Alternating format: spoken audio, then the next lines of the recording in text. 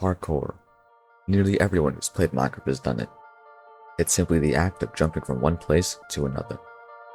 If you dig a little deeper, you'll find that there are many different ways to do parkour. However, one game mode stands out from the rest. In that game mode, people can spend tens, hundreds, even thousands of hours on just one jump.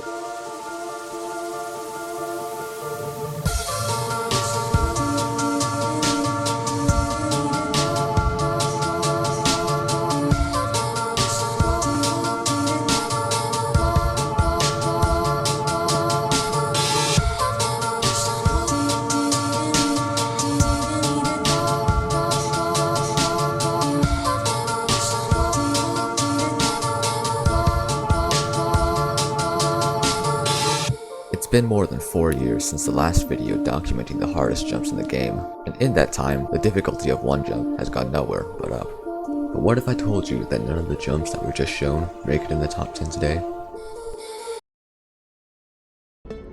Honorable mention, Jam Quad 45. Jam Quad 45 is a hard variant of the famous True Quad. If you aren't familiar with how 45 strafes work, inside the movement code, the game checks whether you are strafing.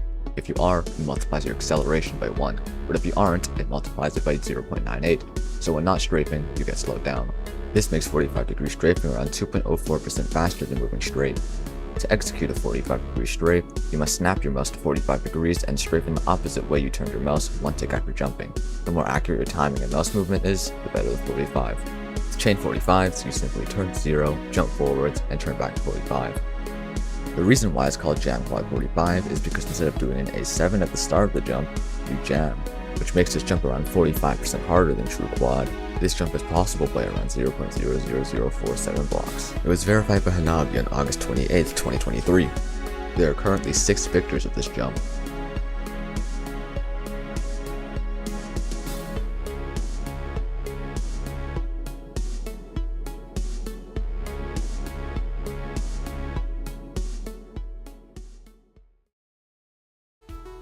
Number 10. Flat momentum, head to cobble wall. Flat head to cobble wall is a significantly harder version of another previous hardest jump, flat head to head. This is possible by around 0.006 blocks. The turn begins with the perfect 45 from momentum, to a small jump angle flick, then a turn to 45. The jump was verified by Kurokami Fubuki on December 24, 2024. This jump currently has 6 victors. But hold on, what happened here?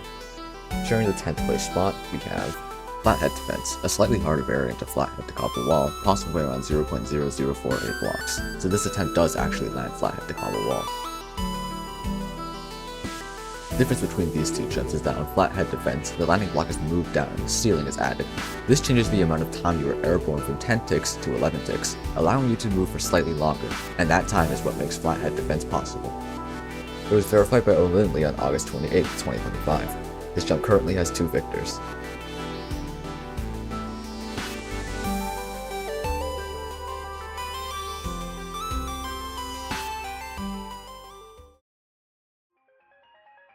Number 9. Slowness 1, 1.5 block momentum, 6-1 to ladder, or perfect double 45. This is an absolutely perfect double 45 strafe and is currently the most precise jump verified, being possible by 0.0000001 block. You may have noticed that the macro turns to 45.01 degrees instead of 45 degrees, so why is that? Well, it turns out it's impossible to land when facing 45 degrees. Due to some float and rounding shenanigans I don't understand, facing 45.01 degrees makes you go about 0.000072% faster than facing 45. The jump being a 45.01 degree strafe doesn't actually make this jump harder for humans. It was verified by me on September 15, 2025. This is basically the same jump on a later version.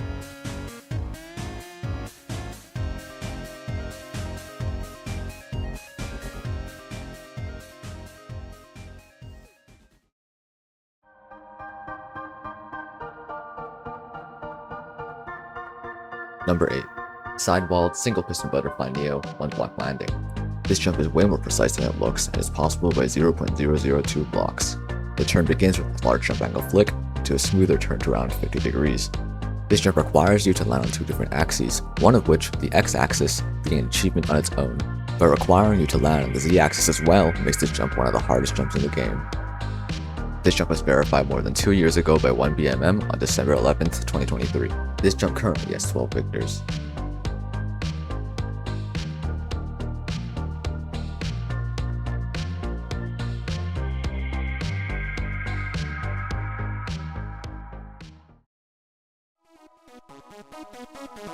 Number 7. 1.125x Head Butterfly Neo.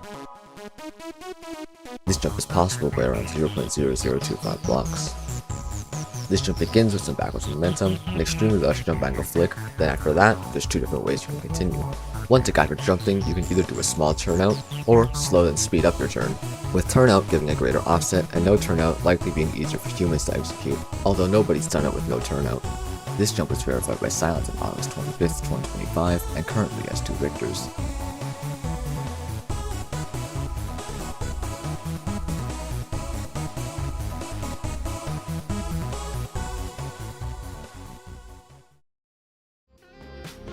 Number 6. Cobble Wall to Cobble Wall Wind Neo. This jump is possible by a minuscule 0.00026 blocks. The jump begins with some backwards momentum into an extremely precise smooth turn. The jump was formerly D12 until it was nerfed down to D11. This jump was verified by 1BMM on October 2nd, 2024 and currently has 11 victors.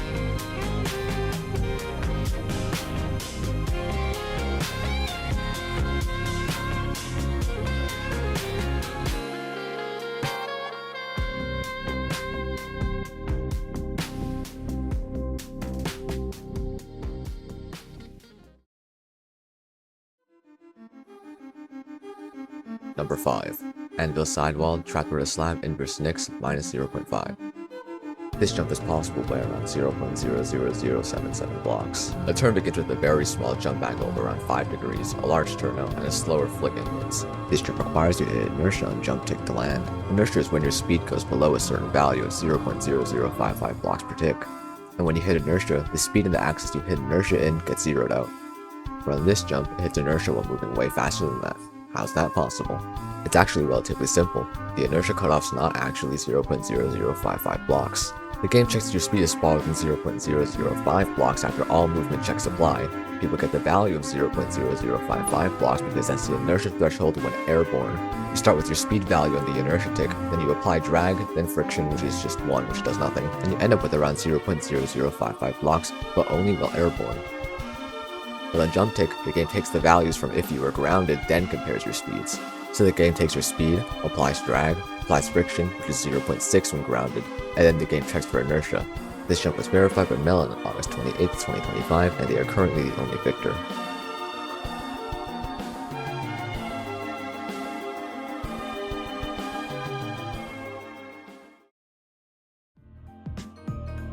Number 4.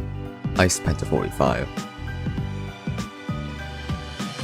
This jump is possible by 0.000406 blocks.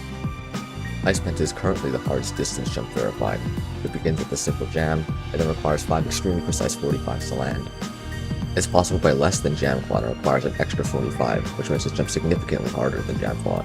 This jump was verified by Hanabi on September 23rd, 2023 and currently has 10 victors.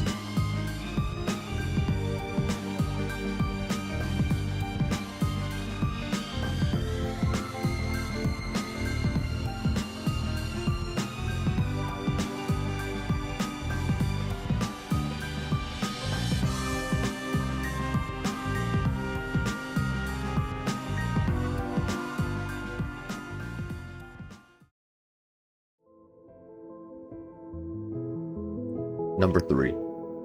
3-block ceiling head butterfly.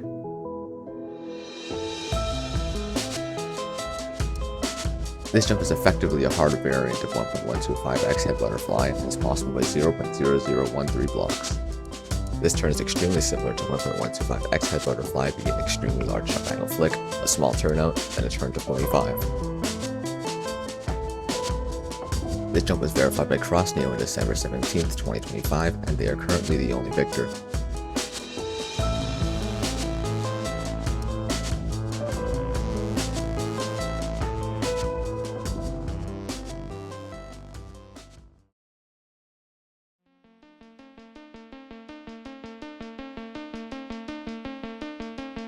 Number 2.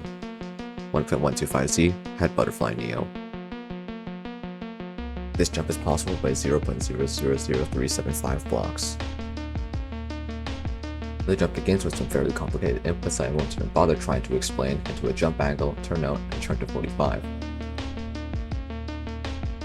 This jump was verified by Melon on November 13th, and they are currently the only victor.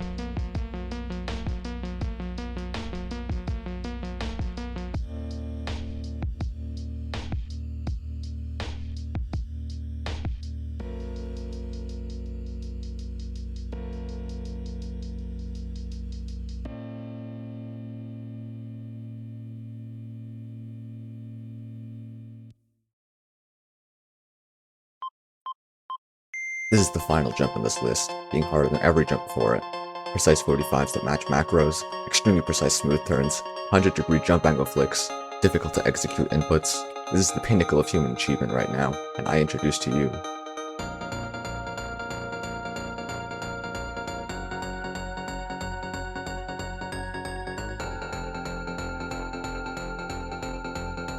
Number 1. 2x2 Nyx Neo. This jump is possible by around 0.002 blocks. The jump begins with some backwards momentum into an extremely weird turn, which requires you to turn out one tick after jumping, turn back in, then turn back out, then turn back in. This jump was verified by 1VMM on May 31st, 2025. This jump currently has 4 victors, but there's a 5th without a recording.